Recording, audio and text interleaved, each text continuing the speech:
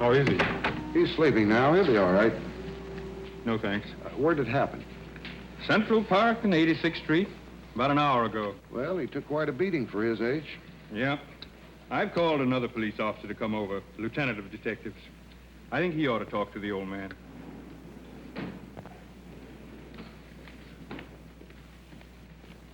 Griffiths? Lieutenant Polanski, this is Dr. Malloy. Hi. How are you? Where's the old man? He's sleeping. I gave him a sedative. Dr. Malloy? Oh, excuse me. What's it all about? He got hit in the face a couple of times. Brass knucks, it looks like. Mugging? No. It's not a mugging. You told me the man is 77 years old. Now you're going to try and tell me it was a professional prize fight.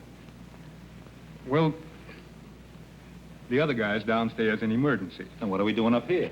Well, that's why I asked you to come over, Lieutenant. You Look, see, I was just about to go off duty. Now, how about giving me one good reason why I can't? same reason that I'm up here, not downstairs. I'm the arresting officer, Lieutenant. The arresting officer? The old man? That's right. Well, what did he do? He attacked the guy downstairs with a knife. 2 deep wounds in the shoulder. And the guy's pressing charges. So? Lieutenant, the old man is a Hebrew teacher. That's why I thought maybe that... You thought maybe what, Griffiths? If the old man stuck somebody with a knife and the guy downstairs wants to press charges, you book him, print him, and when he's well enough, let him call a lawyer.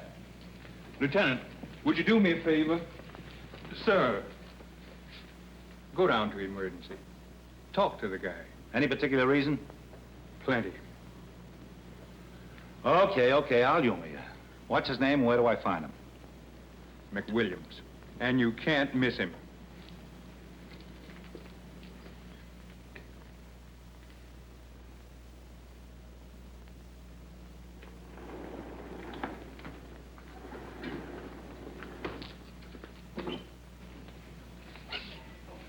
Your name McWilliams? That's right. I'm Lieutenant Polanski. It figures. There's an old kike on the 3rd floor you should be talking to, not me. The old kike on the 3rd floor is asleep. I thought maybe you'd fill me in with what happened. Have you got a light?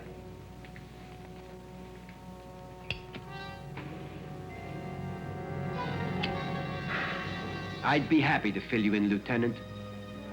The old man went off his rocker. He went after me with a knife. Exhibits A and B. That, pretty much tells the story. You forgot Exhibit C. This pretty much tells the story.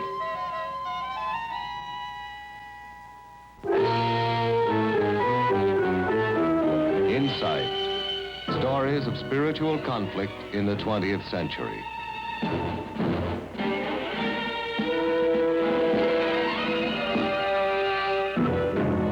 Insight.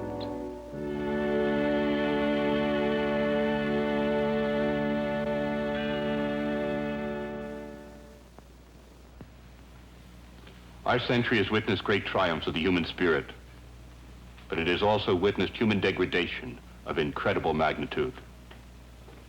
Dachau, Lidice, Warsaw, Budapest, Dallas, Selma. The list is long enough to make most of us sick. In exasperation, we ask, why do men hate? Why do some men need someone to hate?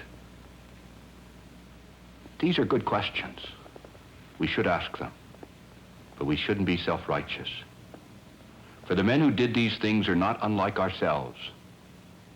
The seeds of hatred reside in every human heart. I could be a hater. So could you. This is not a pleasant thought, but it's a true one.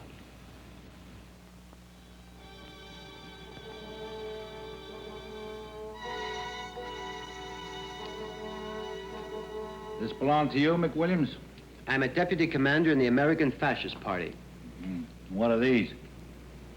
Each ribbon represents a particular battle with the Judeo non-Aryan elements. Oh? And what do they give you for brass knuckling a 77-year-old man? An oak leaf cluster? You're trying to bait me, Lieutenant. You're wasting your time. Now, why would I want to bait you, Mr. McWilliams? I'm 21 years on the force. I dealt with perverts, pimps, bunco artists, streetwalkers, and psychopaths. You think I can get emotionally hung up by a handful of soapbox Nazis? The following you may take as personal, Lieutenant. We don't like Jews. For our money, they're intellectual niggers.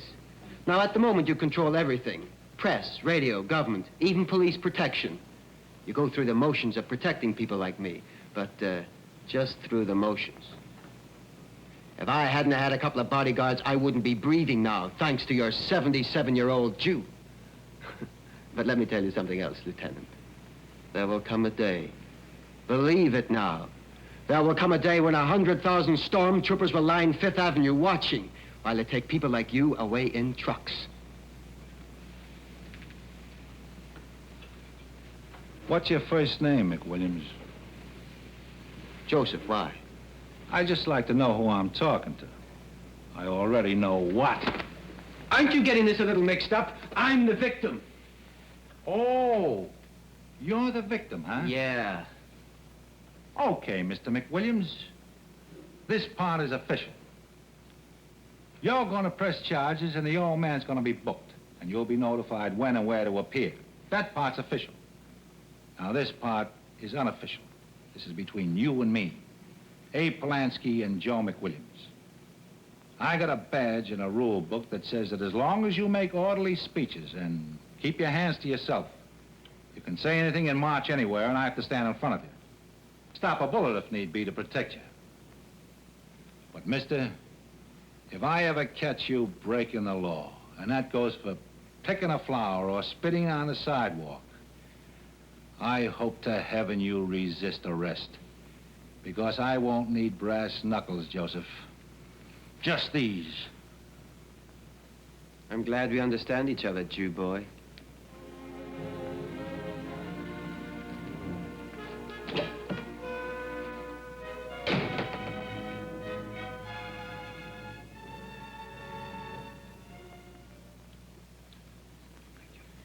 There's a detective outside wants to talk to you.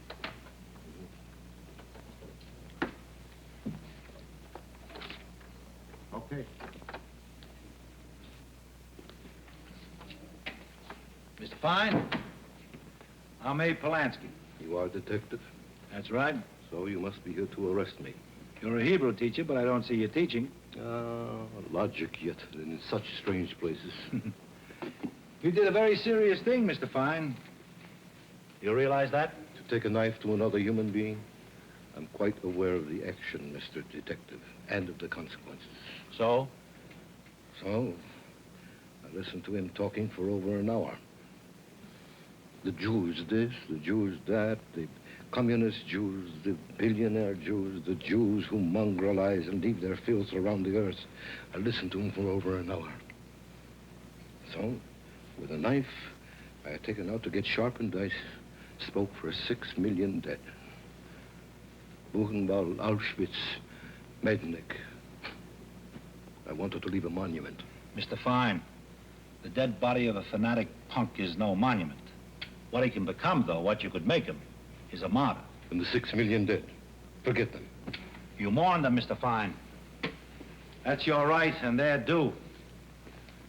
But if they become an excuse for every act of violence you want to pull out of your hat, I don't think they're being honored. Mr. Polanski, listen to me. Wojcik, why is it that when two Jews get together, there must be a violent exchange of philosophy? Mr. Fine, I don't think you realize what the consequences are. He's going to press charges, which will bring you up on an assault with a deadly weapon. Assault with a deadly weapon. A man stands on a platform and calls for the slaughter of millions of people. Jews, Negroes, Puerto Ricans, and who else, and who else, and who else. And for quieting him, I get assault with a deadly weapon. But what do you expect? You stabbed him. All right, all right, all right. I stabbed him. All right. Well, you don't understand. How do you say? There are circumstances. Well, I'd certainly like to hear them. You don't know? You didn't meet this man? I met him, McWilliams. McWilliams yet. The leopard puts on a camel's coat. McWilliams. This is not the McWilliams. What are you talking about? Would you like to hear his name?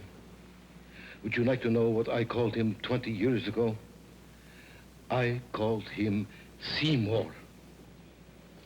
A thin, frightened, fidgety little boy sitting in the front row of a Hebrew class. Then he was Seymour Abels. McWilliams? By all means, McWilliams. I used to wonder, watching him leave the room when the class was over, frightened of the boys alongside of him, frightened of going outside, frightened of coming back. I used to wonder what could be in store for a boy whose fear is so much a part of his own body, like his arms and his legs.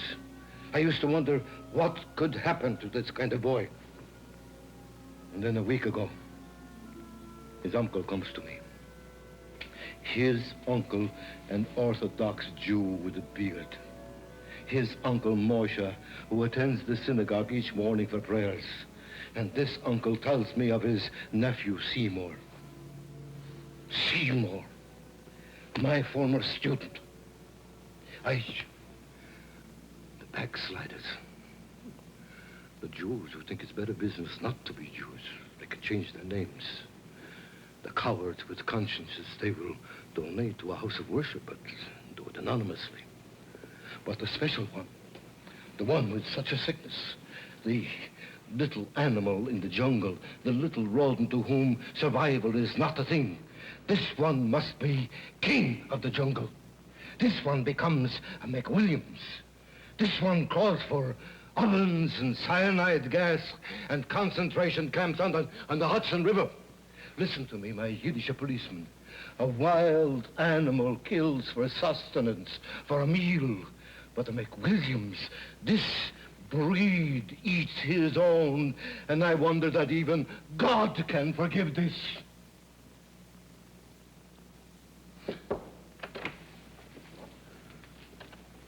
McWilliams is out here. He wants to talk to the old man. About what? I don't know. I had him filling out the field report. He suddenly takes a look at the old man's name and he gets the shakes. I wonder why. Tell him to wait a minute. Fine. Mr. McWilliams would like to talk to you. By all means, let him come in. Let the stormtrooper come in. And there's no need for you to stay, Mr. Detective. This time I won't use a knife. But this time he will really bleed. McWilliams?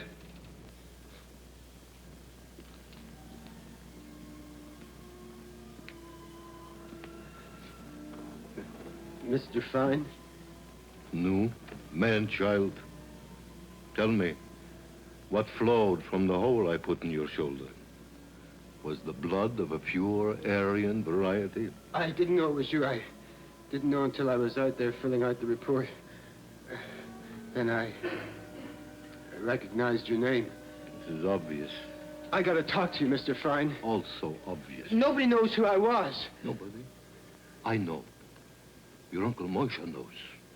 We are not two Oriental kings, but we are somebody. I haven't seen my uncle in 15 years. He won't tell anybody. He mourns me like I was dead. What about you, Mr. Fine? Well, what about me, my little ex-student of the Torah? What about me? I am to keep my mouth shut.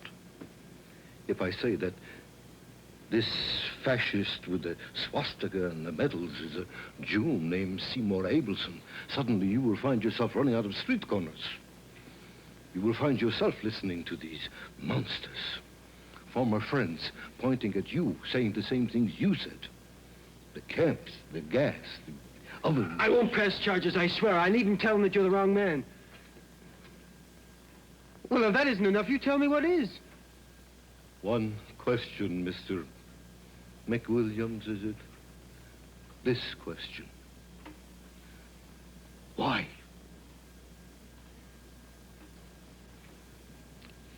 I never hurt you. You never hurt me. Is that what you said? You never hurt me. You preach a gospel of poison. Listen to me, you animal, you. You have hurt me. You have hurt my own. You have hurt the race of man. But far worse, you have planted a seed of hate in me that makes me ashamed to go into my own house of worship and present myself to God. If your neighbor wrongs you, forgive him. For thou shalt love thy neighbor as thyself. Would you vengefully punish your one hand for having hurt the other? Do you remember that, Mr. Fine? You said it to me more than once. The devil quotes the scriptures. And with a good memory yet. So, what happens, brown shirt, if you walk out of here unexposed? Where do you walk? Back to the street corners? You would not walk in peace, would you? I can't turn my back on what I believe. No. You believed in being a Jew, and you turned your back on that. And with what ease you renounced our faith. Tell me, stormtrooper. This one question, answer me. Why? You just don't renounce being a Jew. You kick it like a habit. Oh, with you, it's a profession. You stay in a ratty, musty little room, making believe you're a holy man from 4,000 years ago. I had to take my Judaism outside. I had to wear it like a hump. I used to walk down the streets with my uncle, and I used to listen to people snicker. They'd look at his beard and his long sideburns and his big nose buried in their Bible. And I could hear them whisper, "Kike," from a block away. The heritage of 4,000 years. And you know what it was? Old men crying and pulling their beards and clawing at their chests. The chosen people, teacher. Chosen for what? To wail at a wall? And when I was 7 years old, I had a nigger say to me that I killed his Lord. A nigger. Well, let me tell you something, Mr. Hebrew teacher. That's a lousy heritage. This is a better one. It comes with no tears and no wailing walls. So, because you were made to weep, because you were made to hate, this couldn't be lived with. So you find yourself someone, anyone, weaker than you put on the trappings of the oppressor, and now you have salvation. Tell me, if it were known that you were a Jew, or were a Jew, what would happen? I'd kill myself. I believe you. I believe you. Taking of lives, I suppose, even your own, has no horror for you. You have a business arrangement with the angel of death. I will think about it. For how long? For a moment, or for an hour, or for the balance of the day. I will think about it. Seymour Abelson. And if you hear me weeping in my usual Jewish fashion, it will be for you.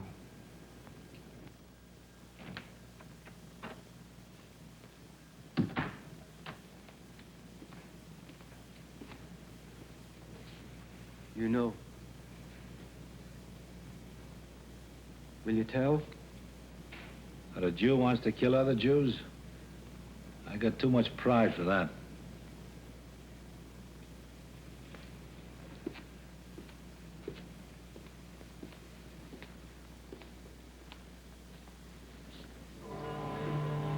So, jelly. 4,000 years and they are still waiting. I am not a Jew. I am not a Jew.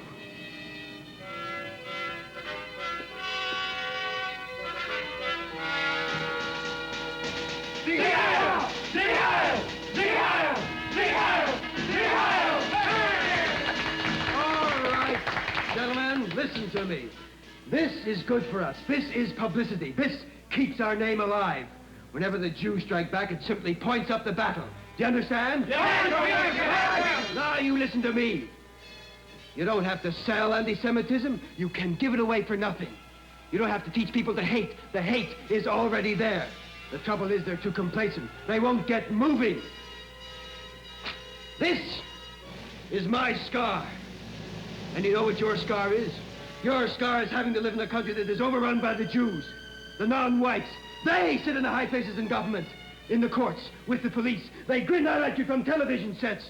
But when the white Aryan Americans pick up their own knives, then the tentacles of subversion will be chopped off, burned, shriveled, and we will not leave a scar! What is it? Guess who's here, Commander? Jack the Ripper. It's a Jew. Who let him in? No. No. It's a Jew. No knife this time. Oh, he's No got a way. knife somewhere. What's he doing? What do you want? Mr. McWilliams, you don't recognize me? I am the old man who put the knife in your body. It's the Jew that stabbed you. My name is Fine. I teach in the Hebrew school. I teach young boys of the God of Israel, the God of all men. You look frightened, Mr. Stormtrooper. Don't be. I didn't bring the wrath of the God of Israel with me. I don't come here to wound you. And I don't come here to expose you. Then, what do you want? A favor. He wants a favor. Just a favor. A small favor. From men like you, it's a simple thing that I require. It is to laugh. How simple. What do you want? I want to be punished. He wants to be punished. Punish him, Commander. Punished? Just that. Punishment. In the moment of my passion, I tried to kill you. I turned away from God. I broke the commandments in my faith. So here and now, it must be an eye for an eye. And since you are the aggrieved, you must perform the punishment. I hit him twice. I must have knocked him off his rocker. One more time, Commander, just to accommodate him. Hey, old Jew, how would you like me to tan your hide? Let me at him! Bring him over here! Let me at him! Come in! You better get out of here, old man. There are no Jews here to protect you. No Jews. No Christians either. So go ahead, Mr. McWilliams, strike me. I'll not defend myself. Go ahead. Yeah, go ahead. Hit him!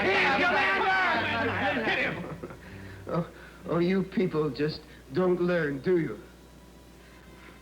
4,000 years of turning your cheeks, and still you don't learn. What is it that you say?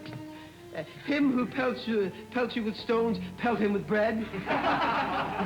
We say, blessed are they who pay good for good to the Lord and good for evil to men.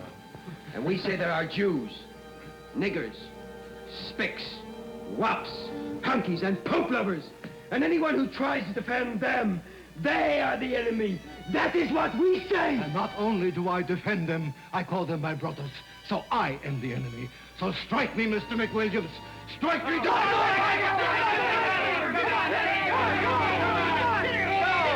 Get out. Get out of here, all of you. Go on, move! Come on, out. Get out of here! Out.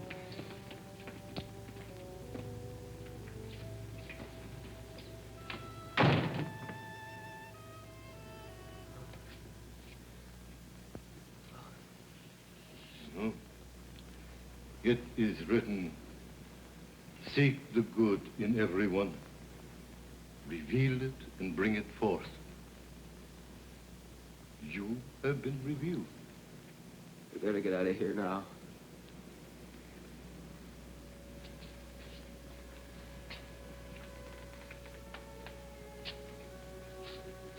I believe that men hate other men for one reason only. Because there comes to a point deep in the pit where they can no longer stomach hating themselves. So don't look for black men or brown men or yellow men to despise. Look only into the mirror. See what you really hate. I cannot hate. I offer you pity, I offer you compassion. But to live in darkness without love, this would make God weep. This should make you weep.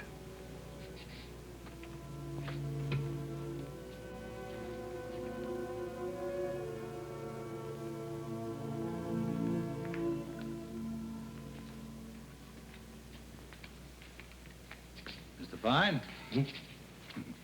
I was worried about you. They told me where you were going. Well, you seem to be all right. You're lucky. Lucky. I'll take you back to the hospital. No. Take me to the synagogue, if you will, Mr. Detective. It's a good time to do a little praying. Should have done that about an hour ago. They could have broken every bone in your body. No, and if they had, what then? The Talmud says, regard as trifling the great good you do for others, and as enormous the little good they do for you. Something enormous and good has happened tonight. So, Boychik, to the synagogue, where I can thank God for it.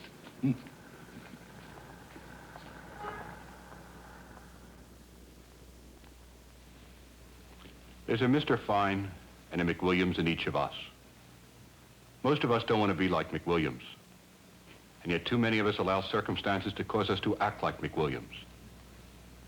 Most of us would prefer to be like Mr. Fine. Yet we balk at love's demands, or we lose confidence in the power of love. I'm not going to tell you that loving is easy. It's not. But I can tell you that loving will enable you to tap a new kind of power. Love those who hate you. Smile at those who scorn you. Do good to those who abuse you. And notice what happens. Your enemy's hatred is disarmed, and ultimately it will be destroyed. You think I'm talking idealistically? I dare you to try it. You'll see. Love is the most powerful force in the world.